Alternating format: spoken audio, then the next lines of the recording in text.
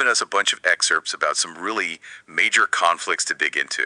We've got world wars, ancient battles, huge empires. Yeah. It's a lot to cover. But that's what this deep dive is all about. We're going to look at what made each of these wars so monumental, why they're still relevant even today. Yeah, and it's going to be fascinating to see how these wars, even though they happened in totally different time periods, share certain common threads. Right, like what are those big themes that connect them? But then also, how did each war shape the world in its own unique way? So are you ready to get started? Absolutely. Let's dive in.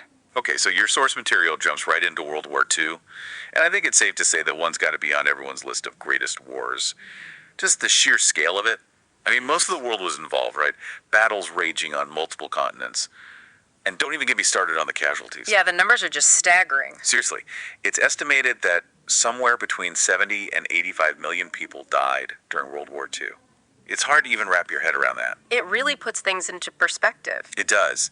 And the source talks about the technology, too. Like, World War II was this insane period of innovation, almost like a fast-forward button got pressed on technological development. Right. Tanks, nukes, radar, jet engines, antibiotics. So many things we still use today were either invented or heavily developed because of the war. So on the one hand, you have this unimaginable tragedy, this massive loss of life. Mm-hmm. But on the other, you see all this progress, all these advancements that have... Speaking of ripple effects, let's move on to World War I. It was smaller in scale than World War II, but still... Still a global conflict. Exactly. The source emphasizes that. The fighting wasn't limited to Europe, it spread to Africa, Asia, the Middle East. And that's what makes it stand out as the first truly global war. It brought a whole new level of interconnectedness to conflict, for better or worse. And let's not forget about the technology here either. I mean, World War I was where we really saw the horrors of modern warfare up close. Machine guns, tanks, chemical weapons. Yeah, all this new technology that was supposed to make war more efficient actually just made it more brutal, more devastating. And the psychological impact on the soldiers, the trauma they faced, was something that hadn't really been seen before on such a large scale. World War I really changed people's understanding of what war could be. Absolutely.